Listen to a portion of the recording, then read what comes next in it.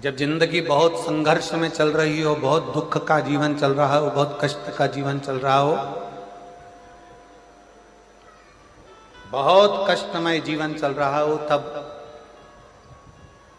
शमी के 5 पत्ते, शमी के 5 पत्ते एक दुर्वा के साथ एक अक्षत चावल का एक दाना, वो भी हल्दी में भिंगोया हुआ हो या केसर में भिंगोया हुआ हो, शमी पत्र 5, एक दुर्वा, एक चावल का दाना, जो दिल से हृदय से बेलपत्री के वृक्ष के नीचे पार्थिव लिंग का निर्माण कर कर मट्टी का शिवलिंग बनाकर प्रदोष काल में, मतलब शाम के समय पर शिवलिंग बनाकर उस पे जल चढ़ाकर, जो ये 5 शमी का पत्र, एक दुर्वा और एक चावल का दाना, अपनी कामना कर कर, जो दुख चल रहा है बाबा से विनय कर कर एक एक पत्ता जब समर्पित कर दे, फिर एक दुर्वा समर्पित कर दे, फिर एक चावल का दाना समर्पित कर दे और बाबा का वहीं पर पुनः विसर्जन कर दे, 3 महीना तो जाने दो, 15 दिन के अंदर वो दुख कटता जरूर है, चाहे कोई भी दुख, किसी भी तरह का दुख क्यों हो। एक बेलपत्र के वृक्ष की परिक्रमा करने वाले को हजारों अश्वमेध यज्ञ का फल प्राप्त हो जाता है, हजारों अश्वमेध यज्ञ का फल प्राप्त हो जाता है। उसी तरह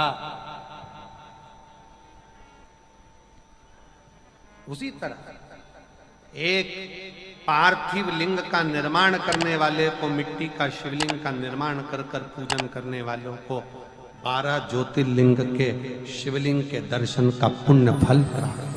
बहुत ध्यान लगाकर सुनिएगा। एक बेलपत्री और उस बेलपत्री में एक चंदन की बिंदी और एक अक्षत का दाना मात्र रखकर भी अगर शिवालय पर चढ़ा दी जाती है, एक बेलपत्री, एक चंदन का बिंदी, और चंदन फिर निवेदन करेंगे। आज के जमाने में तुम लोग सब घिसा घिसाया, पड़ा पड़ाया, डब्बी का सामान ले लेकर, वो नहीं, चंदन की मुठिया रखो, थोड़ा सा भी घिसो, जरा सा भी घिसो, उसकी एक बिंदी और एक चावल का दाना, जब हम भगवान देवाधिदेव महादेव को समर्पित करते हैं, अपनी कामना कर कर समर्पित करते हैं, तो निश्चितता है, महापुराण की कथा कहती है, शंकर भगवान उसका फल शीघ्र प्रदान कर देते हैं। भले आपने कुछ करा ना करा, उसका फल तुम्हें मिल जाता है। में जाना, लोटा भरकर जल समर्पित करना, और कभी तुम्हारे जीवन में अगर तुमको लग रहा है कि मैं दुखों से पीछा छूट ही नहीं रहा, तब उस जगह पर बेलपत्री के मध्य भाग में पीला चंदन, ये जो पत्ती है और ये 2 पत्ती हैं, ये बड़ी पत्ती और ये बीच की जो 2 पत्ती हैं, इसके बीच में जो डंडी का भाग रहता है, जो बीच में डंडी का जो भाग है, बड़ी पत्ती और ये 2 छोटी पत्ती के मध्य में जो डंडी का भाग है, उस डंडी के भाग में पीला चंदन और एक अक्षत पीला, शंकर भगवान को आप अगर प्रदोष काल में समर्पित कर रहे हैं, तो ये निश्चित है कि धीरे धीरे कर कर वो दुख समाप्त होगा, वो दुख कटेगा ही। प्रगत वर्णन किया गया शंकर भगवान की आराधना में, शिव की आराधना में, जब तुम्हें लगता है कि तुम्हारा व्यापार नहीं चल रहा, कोई तुम्हें धोखा दे रहा है, लक्ष्मी नहीं आ रही, बहुत चिंता में पड़े हुए हो, बहुत टेंशन में जिंदगी चल रही है, बहुत बीमारियां तुमको घेर ली है और चारों तरफ अंधेरा ही अंधेरा नजर आ रहा है, तुमने विचार करा अब मैं तो मर जाऊं तो अच्छा, मैं सुसाइड कर लूं तो अच्छा, मैं मर जाऊं तो अच्छा, तो मरने से पहले एक काम कर कर देखना, शंकर भगवान की आराधना कर कर देखना, शिव पर एक लोटा जल चढ़ा कर देखना, और ज्यादा चिंता, ज्यादा टेंशन हो तो बेलपत्री के जड़ को घिसकर उसका चंदन बनाकर शंकर को लेपन कर कर उसकी भी आराधना कर कर देखना कि बेल चंदन का फल क्या। बेलपत्र, एक बेल,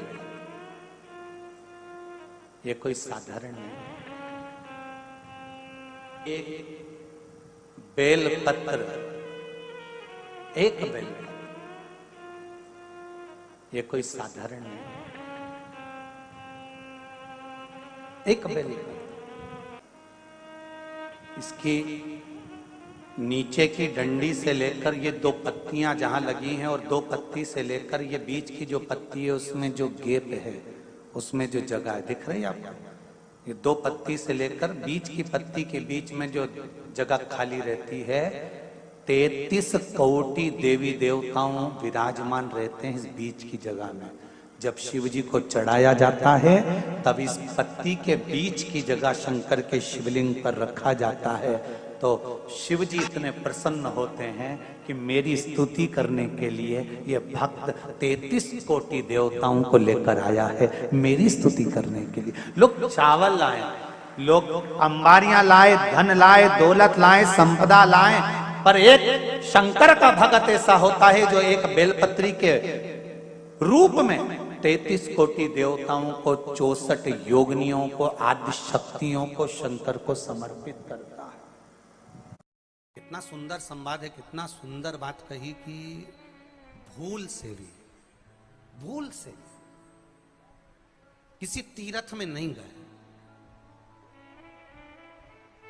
कहीं हमने गौदान नहीं करा, कहीं हम किसी तीर्थ में नहीं गए, हमने कहीं गौदान नहीं करा, हमने कहीं ब्राह्मण भोजन नहीं कराया, हम कहीं गंगा यमुना कावेरी सरस्वती नर्मदा छिपरा पुण्यवान नदी में हम स्नान नहीं कर पाए।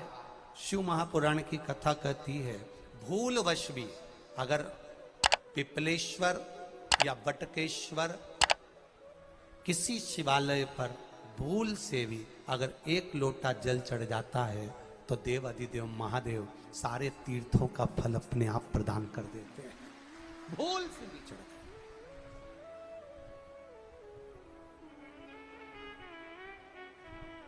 एकांतेश्वर महादेव किसी तीर्थ में नहीं गए, कहीं हमने गौदान नहीं करा, कहीं हम किसी तीर्थ में नहीं गए, हमने कहीं गौदान नहीं करा, हमने कहीं ब्राह्मण भोजन नहीं कराया, हम कहीं गंगा यमुना कावेरी सरस्वती नर्मदा छिपरा पुण्यवान नदी में हम स्नान नहीं कर पाए। शिव महापुराण की कथा कहती है भूलवश भी अगर पिपलेश्वर या बटकेश्वर किसी शिवालय पर भूल से भी अगर एक लोटा जल चढ़ जाता है तो देव अधिदेव महादेव सारे तीर्थों का फल अपने आप प्रदान कर देते हैं। भूल से भी चढ़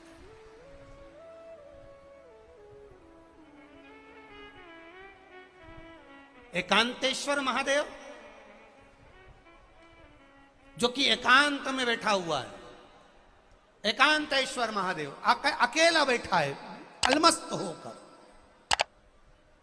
आप जा रहे हो गाड़ी लेकर, आप 4 व्हीलर गाड़ी में जा रहे हो, ट्रैक्टर में जा रहे हो, ट्राली में बैठकर जा रहे हो, क्रूजर में बैठकर जा रहे हो, 2 व्हीलर गाड़ी में बैठकर जा रहे हो और एकांतेश्वर महादेव का मंदिर दिख गया, कोई एकांत में, भले उसका नाम नहीं मालूम तुमको कि कौन सा महादेव, पर अकेला बैठा है जंगल में, वृक्ष की छांव में, एक ओटले पर, कोई दीवार नहीं, कोई जाली नहीं, कोई गेट नहीं, कुछ भी नहीं। ये शिव मंदिर में जाकर एक लोटा जल समर्पित करती थी और शास्त्र कहता है कि शंकर के मंदिर में अगर एक लोटा जल कोई एक परिवार का व्यक्ति भी समर्पित कर रहा है तो समझ लेना कि वो अपनी 71 पीढ़ी को पार लगा रहा है। वो अकेला नहीं, 71 पीढ़ी को पार लगा रहा है। शिव महापुराण की कथा कहती है जब बच्चा गर्भ में आता है, माता के गर्भ में जब संतान आती है और माता के गर्भ में जब संतान रहती है, उस 9 महीने में स्त्री नारी अगर कहीं शंकर के मंदिर के सामने से निकल जाए या शिवालय का जल स्त्री को मिला हो या शंकर भगवान का कोई प्रसाद या शंकर भगवान का कोई नाम जाप या शंकर भगवान का कोई मंत्र जाप उस स्त्री के कानों में पहुंच जाए तो जो गर्भ में बच्चा होता है वो बच्चा शंकर की कथा तक या शिवालय तक उसको बिना बोले ही वो अपने आप चला ही जाता है, पहुंच ही जाता है। उस गर्भ में रहने वाले बच्चे को भगवान शंकर के मंदिर के सामने से भी कोई गर्भवती स्त्री निकल कर चली जाती है तो उसका भी फल उसको प्राप्त हो जाता है। उसका भी फल उसको प्राप्त हो जाता है। और वो फल साधारण नहीं होता। क्यों? बेलपत्री को जब भी चढ़ाया जाता है तो पीछे की डंडी पकड़कर नहीं चढ़ाया जाता। बेलपत्री को चढ़ाने के लिए मध्य भाग को, जैसे यह बेलपत्र होता है तो इसका मध्य की जो डंडी होती है, मध्य भाग होता है बेलपत्री का, तब मध्य भाग को पकड़कर हम भगवान शंकर को बेलपत्र समर्पित करते हैं। कोई भी बेलपत्र ऐसे नहीं चढ़ाता कि डंडी पकड़ के चढ़ा दिया, फिर पीछे की डंडी पकड़ के चढ़ा दिया, फिर पीछे की डंडी पकड़ के चढ़ा दिया, फिर डंडी पकड़ा, फिर चढ़ा दिया ना। मेरे देवादिदेव महादेव को जब भी बेलपत्र चढ़ाया जाता है तो मध्य भाग, पीछे की डंडी पकड़कर नहीं, मध्य भाग से भगवान शंकर को बेलपत्र समर्पित किया जाता। मध्य भाग से जब भी पकड़ेंगे तो मध्य भाग को पकड़कर बेलपत्र समर्पित करेंगे। क्यों?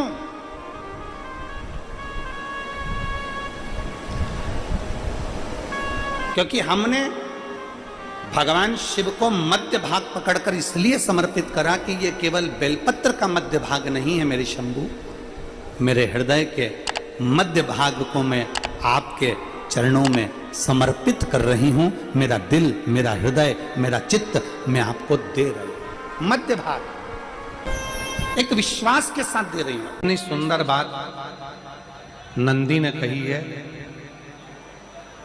नंदी ने ये बात जो कही वो वास्तव में बड़ी सुंदर है कि मान लो यदि कोई कार्य तुम्हारा हो नहीं रहा और पूरी दुनिया में तुमने कर कर देख लिया, बहुत प्रयास कर कर देख लिया, तो भी वो कार्य अगर तुम्हारा नहीं होता, तो फिर एक काम करो कि शिव की स्तुति करो, शंकर की स्तुति, शंकर का गुणगान, शंकर की भक्ति, शंकर का स्मरण।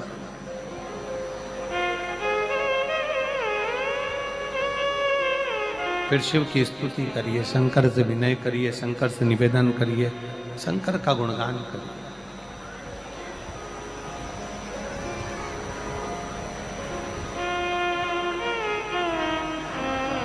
पर भगवान की भक्ति होती कब?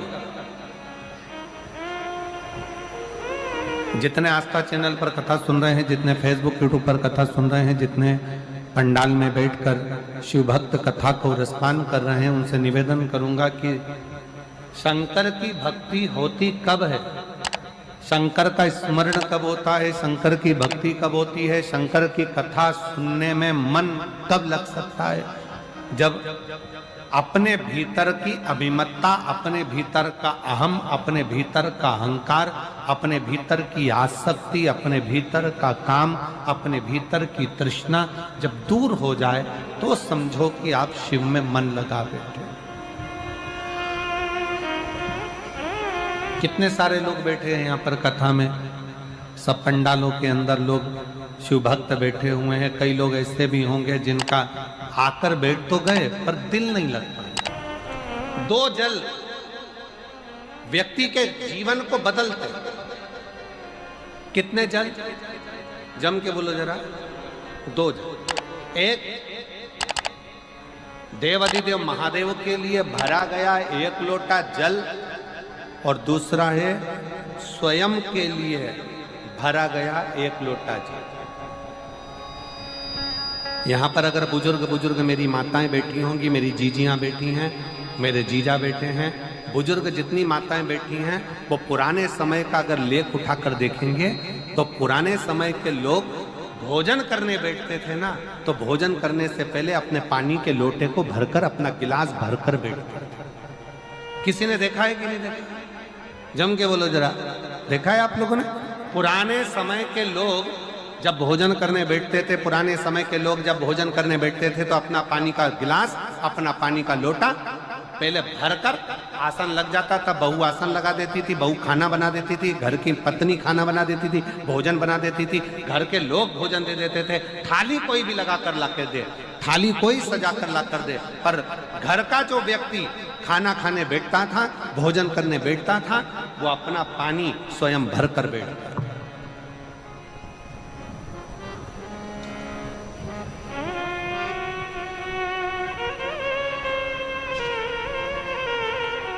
अब आज के जमाने में दुनिया के लोग कहते हैं मैं दुकान चला रहा हूं, दुनिया के लोग कहते हैं मैं घर चला रहा हूं, दुनिया के लोग कहते हैं मैं ये कर रहा हूं। तुम अपना खुद का पानी भरकर तो बैठ नहीं रहे और कह रहे हो कि घर चला रहा हूं। स्वयं का एक गिलास पानी व्यक्ति नहीं भर पा रहा। कितना सुंदर कहा है महाराज जी, बहुत सावधानी से सुनिएगा। दो जगह का जल व्यक्ति के जीवन को बदल देता है। एक शिव के लिए भरा गया जल और दूसरा स्वयं के लिए भरा गया जल। स्वयं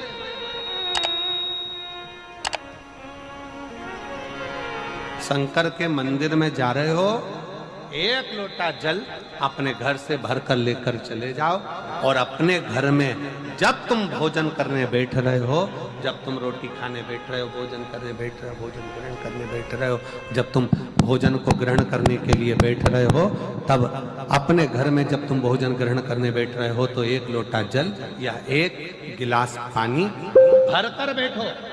बहू अच्छी है, पानी भरेगी, मना नहीं है। बेटा अच्छा है, पानी भरेगा, मना नहीं है। पोता अच्छा है, पोती अच्छी है, नाती अच्छा है, पंती अच्छा है, घर में सब अच्छे। तुम्हारी पत्नी भी अच्छी है, तुम खाना खाओगे तो वो पानी ला कर दे देगी। तुम्हारी बहू भी अच्छी है, तुम भोजन करोगे तो वो पानी ला कर दे देगी। तुम्हारा परिवार का हर व्यक्ति अच्छा है, तुम्हारा कहना मानता है। तुम जिमने बैठोगे, भोजन करने बैठोगे तो वो पानी ला कर देगा। पर शिव पुराण की कथा कहती है, जो व्यक्ति भोजन करते समय अपना जल स्वयं भर कर बैठता है, उसकी जिंदगी में से 3 रोग समाप्त हो जाते हैं। कितने रोग समाप्त हो जाते हैं? 3।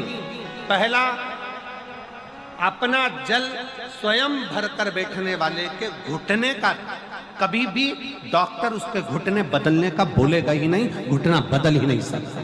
स्वयं का जल भर कर बैठो। दूसरे नंबर पर, जिसकी रीढ़ की हड्डी में कमर से लेकर कंधे तक जिसकी हड्डी में दर्द होता हो, या जो सुबह सुबह सोकर उठता हो और उसके कंधे दुखते हो या पीठ दुखती हो। दूसरे नंबर का रीढ़ की हड्डी का दर्द। और तीसरे नंबर का, डॉक्टर को दवाई खा खा कर परेशान हो गए और आधा सिर का रोग, भुकुटी, ये भौएं दुखती हो, सिर दुखता हो, ये कान के पास का दर्द होता हो, तो अपना भोजन करते समय अपना पानी स्वयं भर कर बैठो। आपको ये 3 रोग से मुक्ति अपने आप मिलना प्रारंभ हो, अपने आप। अब किसी ने कहा, गुरुजी पत्नी पानी ला कर देती है, पति पानी ला कर देता है, बेटा पानी ला कर देता है, बहू पानी ला कर देती है, पोता पोती पानी ला कर देते हैं, नाती पंती पानी ला कर देते हैं, नौकर लगे घर में वो पानी ला कर देते हैं, सेवादार लगे घर में वो पानी ला कर देते हैं, तो हमको पानी लाना क्यों जरूरी है? तो अग्नि पुराण में वर्णन आता है कि जो घर में पानी जिस मटके में भरते हो, जिस हंडे में भरते हो, जिस बाल्टी में भरते हो, जिस टंकी में पानी भरते हो, पीने का पानी जिस हंडे में, मटके में, बल्टोई में, जिस गगरे में तुम भरते हो, वो स्थान पितरों का स्थान रहता है। जब हम पानी भरकर भोजन करने बैठते हैं तो हमारे पितर भी उस स्थान पर आकर निश्चित जगह पर बैठते हैं, और जब हम भोजन ग्रहण करते हैं तो हमारे पितरों के भाव का आशीर्वाद हमारे ऊपर पड़ जाता है, जिससे हमारे 3 दर्द समाप्त हो। स्वयं भरो, स्वयं।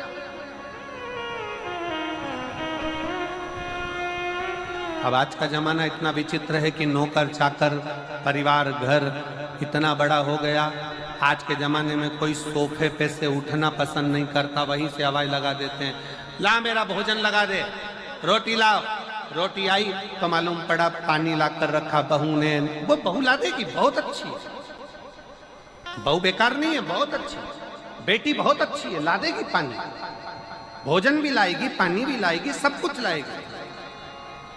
पर पहला फर्ज अपना है, जब तक शरीर चले, पांव चले, हाथ पैर चले और तुम पलंग पर नहीं पड़े हो, तुम्हारा शरीर अगर चल रहा